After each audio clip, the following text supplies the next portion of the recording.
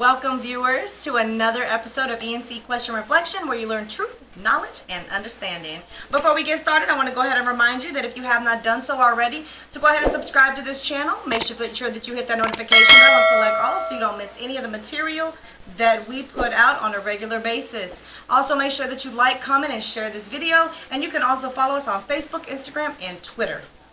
Today we're going to be talking about something that I think that we all kind of need to discuss is that, it's about fathers, and it's about fathers needing their, or children needing their fathers, more or less. And I think that a lot of people forget that fathers are a very important part of a child's growth. Not just he can help you pay for stuff and, he can kind of help you babysit some kids.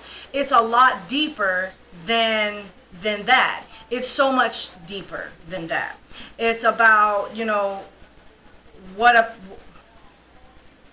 their mental growth and their emotional growth and their, internally, the things that a father does to them. So kids really need, that saying, kids need their daddy, is not just, I need a break.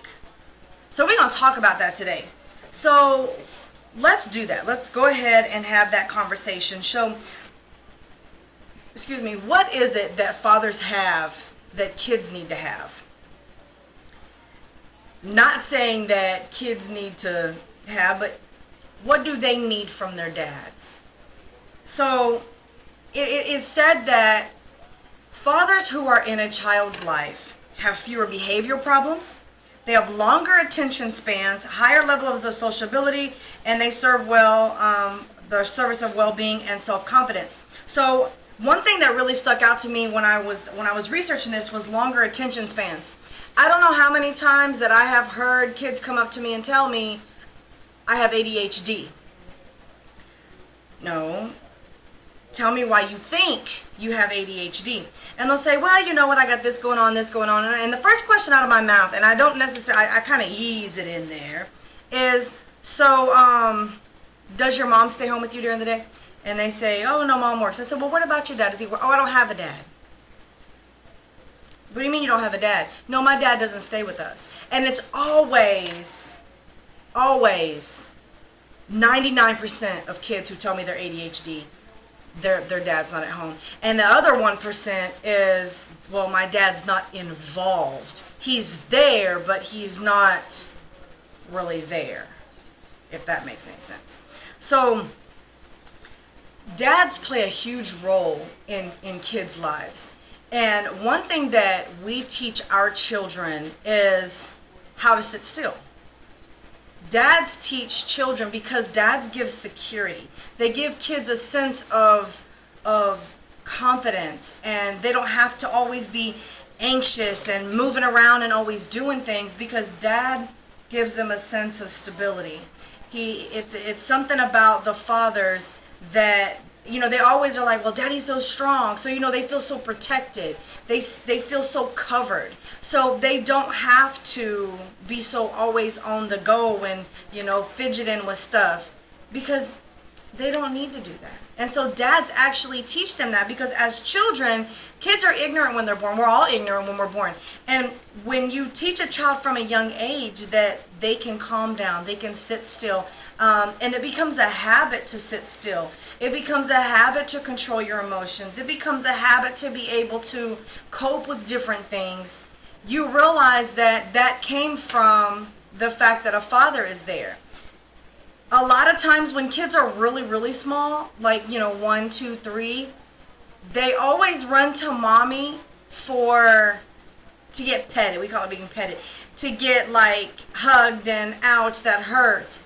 But when they're scared, they run to dad.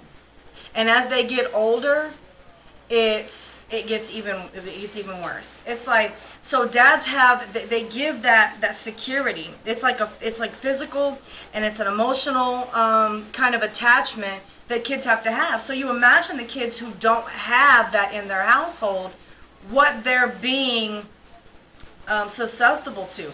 They're not getting that sense of security or that sense of protection. they're not getting that. And they say, well, they're going to have fewer behavior problems. Yeah, because dads bring a stronger form of discipline. Mommies are more lenient, which is why kids, as they get older, really mommies are meant to kind of nurture and discipline and guide stuff as young children.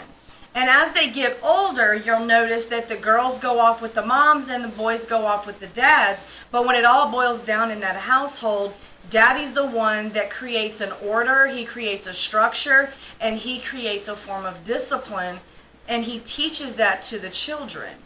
He enforces the rules in the household.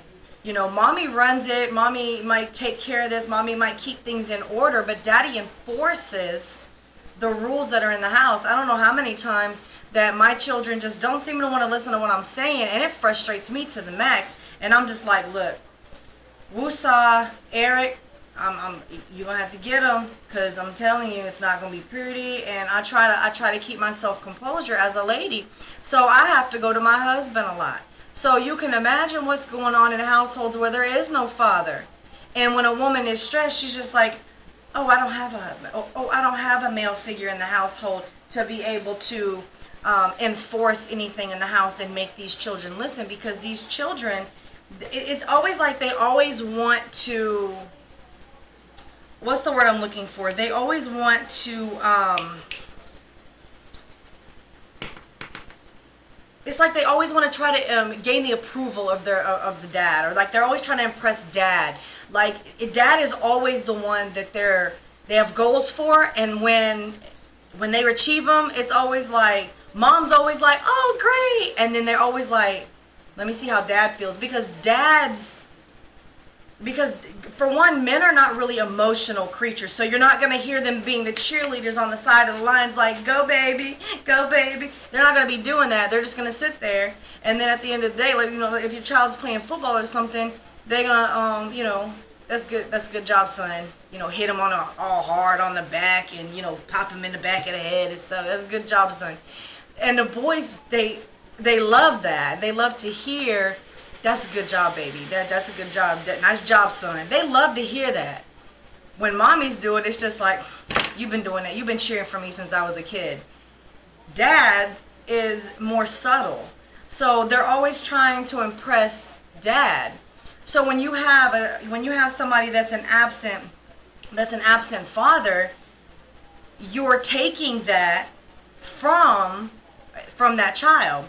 And, a lot of people, they'll say, well, you know what, my father's not in my life, or my father, well, regardless of whether it's your father or not, a male figure, a male role model can actually supplement for that, because it's the same thing. They can provide, they might not be able to provide you with in-house security, so you're not going to get that benefit, but it's at least something that you'll be able to give a child some form of,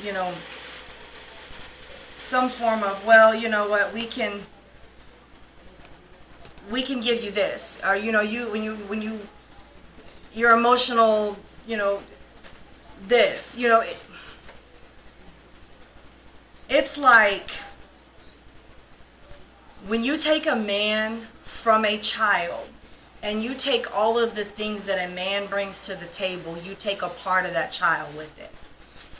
You can't just be like, well, I'm a woman and thanks for the baby, but I'm going to raise it on my own.